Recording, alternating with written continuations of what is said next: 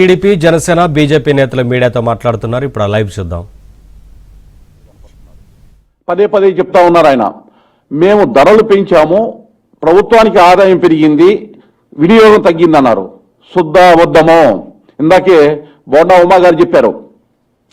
ఎందుకని అతను ప్రభుత్వం ఆధ్వర్యంలో నడిచేటటువంటి షాపుల్లో డిజిటల్ పేమెంట్స్ లేకుండా నగదుతోనే ఆ వ్యవహారాలు నడిపారు అనేటువంటి దాన్ని లోతుగా పరిశీలిస్తే, ఏదైతే మద్యం డిపోలు కూడా వాళ్ళు మనకు తెలుసు, ఆ జే గ్యాంగ్కి సంబంధించినటువంటి వారి మద్యం డిపోలు, వాళ్ళ యొక్క సన్నిహితులు, శ్రేయోభిలాషులు, వాళ్ళ కుటుంబ సభ్యులు కనుసనలో నిర్వహిస్తున్నటువంటి మద్యం డిపోలు, వాటిలో ఉత్పత్తి అయ్యేటటువంటి దానిలో ఎంత భాగము వైట్లో చూపిస్తున్నారు అంటే నగదులో చూపిస్తున్నారు. కాబట్టి రిమైనింగ్ బ్లాక్ పోర్షన్ ఏదైతే ఉందో అది మొత్తం కూడా లెక్కల్లో చూపించకుండా వాళ్ళ జేబుల్లోకి వెళ్ళిపోతా ఉన్నాయి. బ్లాక్ మార్కెట్ని అఫీషియల్గా ప్రభుత్వ ఆధ్వర్యంలో నడుపుతున్నాడు జగన్మోహన్ రెడ్డి మద్యం వ్యాపారంలో. ఇవాళ స్పష్టంగా ఒకసారి చూసినట్లయితే ఈ మద్యం మాఫియా తోటి ఈ గడిచిన 5 సంవత్సరాల్లో దాదాపు 1,25,000 నుంచి 1,50,000 కోట్ల రూపాయల దాకా దోచేశారు.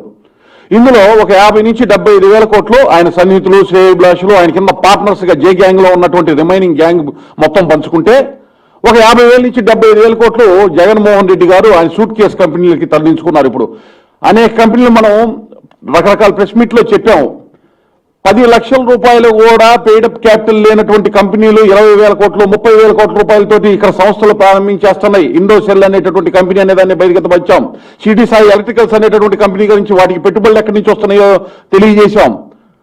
2,50,000 ఎకరాల భూములు ఏ విధంగా కొట్టేస్తారని అనేటటువంటి దాన్ని ఏదైతే పవర్ ప్రాజెక్ట్స్ రూపంలో కొట్టేస్తున్నారనేటువంటి అంశాలు చూసాం. వీటన్నిటికీ పెట్టుబడుల మార్గం ఈ బ్లాక్ మనీ ఏదైతే ఉందో, లిక్కర్ దందాతోటి, అలాగే ఇందాక పెద్దలు చెప్పినటువంటి డ్రగ్స్ దందాతోటి వచ్చినటువంటి డబ్బులే ఈ పెట్టుబడులకి మూలం అనేటటువంటి విషయాన్ని నేను తెలియజేస్తా ఉన్నాను. అలాగే ఒక్కసారి మీరు కనుక చూసినట్లయితే ఈ మద్యం బ్లాక్ మనీ ఏదైతే ఉందో, డిజిటల్ పేమెంట్ చేయకుండా నగదుతోటి మాత్రమే ఈ వ్యవహారాలు జరుగుతున్నారో, ఆ డబ్బు మొత్తం కూడా రూటింగ్ అయ్యి ఎక్కడికి వెళ్తుంది అనేటటువంటిది విచారణ చేస్తే ఒకే వ్యక్తి చెప్పగలడు. ఎవరంటే జగన్మోహన్ రెడ్డి గారు. ఇంకొక వ్యక్తి ఉన్నాడు, ఆయనకి కజిన్ బ్రదర్ అవుతాడు, వాళ్ళ బాబాయ్ అబ్బాయో పెదనాన్న అబ్బాయో ఒక ఆయన, అనిల్ రెడ్డి, వైఎస్ అనిల్ రెడ్డి అనే అతను ఆఫ్రికాలో లిక్కర్ డాన్. ఆయన కూర్చోబెట్టి బ్లాక్ డార్ లో వీళ్ళందరినీ ఆపరేట్ చేస్తున్నారు. ఇప్పుడు ఉన్నటువంటి కంపెనీలు అదాన్ డిస్టిలరీస్ అని రకరకాల, ఇప్పుడు బూమ్ అని రకరకాల స్పెషల్ స్టేటస్ అని, 3 క్యాపిటల్స్ అని. 3 క్యాపిటల్స్ అనేటటువంటిది అయితే 3 రాజధానులు అని చెప్పారో, ఇవాళ స్పష్టంగా నేనైతే నమ్ముతున్నాను ఆంధ్రప్రదేశ్కి 3 రాజధానులు వచ్చినాయని నేనైతే నమ్ముతున్నాను.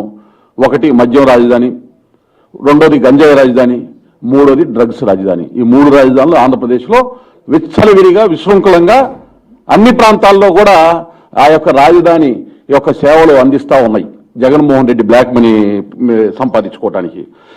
ఒక్కసారి మనం కనుక తలిచి చూస్తే రాబోయే కాలంలో రాబోయే ప్రభుత్వం ఏదైతే ఎన్డీఏ ప్రభుత్వం, తెలుగుదేశం, భారతీయ జనతా పార్టీ, జనసేన ఆధ్వర్యంలో వచ్చేటటువంటి ప్రభుత్వం ఏదైతే ఉందో రాబోయే 35 రోజుల్లో స్పష్టంగా విచారణ కేంద్ర సంస్థల ద్వారా విచారణ జరుగుతుంది.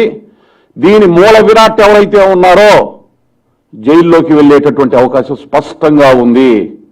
ఢిల్లీ లిక్కర్ స్కామ్ తీగ లాగితే దొంగ బయటపడేది ఆంధ్రప్రదేశ్లో తాడేపల్లిలో ఉన్నటువంటి ప్యాలెస్, ఇరుపులపాయ ప్యాలెస్, బెంగళూరు ప్యాలెస్ లో ఉన్న మూటలన్నీ ఒకటొకటి బయటికి వచ్చేటటువంటి పరిస్థితి ఉంది అని తెలియజేస్తా ఉన్నాను. దీంతో పాటు ఇక్కడ చాలా తీవ్రమైనటువంటి అంశం, ఇప్పుడు ఎన్నికల్లో కూడా తీవ్రమైన ప్రభావం చూపిస్తున్నటువంటి అంశం, ఈ బెవరేజ్ కార్పొరేషన్ చైర్మన్ ఎవరయ్యా అంటే జగన్మోహన్ రెడ్డి గారి రైట్ హ్యాండ్ వాసుదేవ రెడ్డి గారు. ఈయన కనుసన్నల్లోనే ఇప్పుడు దాకా జరిగినటువంటి అవినీతి అక్రమాలు జరిగినాయి. ఏదైతే బ్లాక్ మార్కెట్లో వాళ్ళ సొంత కంపెనీల ద్వారా తయారు చేస్తూ లెక్కల్లో చూపించని మద్యం ఏదైతే ఉందో, ఆ మద్యాన్ని ఇప్పుడు ఎన్నికల్లో వైకాపా పార్టీ అభ్యర్థులకి తరలిస్తా ఉన్నారు. ప్రభుత్వానికి పన్నులు ఎగ్గొట్టి, ఎక్సైజ్ డ్యూటీ, వ్యాట్ కట్టాల్సింది ఎగ్గొట్టి, ఏదైతే ఈ వాసుదేవరెడ్డి అనేటటువంటి వ్యక్తి, నిన్న పేపర్లో కూడా చూసాం, ఈనాడు పేపర్లో చూసాం, ఈయన వైకాపా పార్టీ అభ్యర్థులకి ఒక ఏజెంట్ లాగా మద్యాన్ని వాళ్ళందరికీ కూడా సరఫరా చేస్తూ ఉన్నటువంటి పరిస్థితి స్పష్టంగా కనబడుతుంది. ఇతని మీద విచారణ జరగాల్సినటువంటి అవసరం ఉంది. ఎన్నికల కమిషన్ దగ్గర కూడా మేము రిప్రజెంటేషన్ ఇవ్వడం జరిగింది. వాసుదేవ్ రెడ్డిని తక్షణం ఏపీ బెవరేజెస్ కార్పొరేషన్ చైర్మన్ గా తొలగించాల్సినటువంటి అవసరం స్పష్టంగా ఉంది.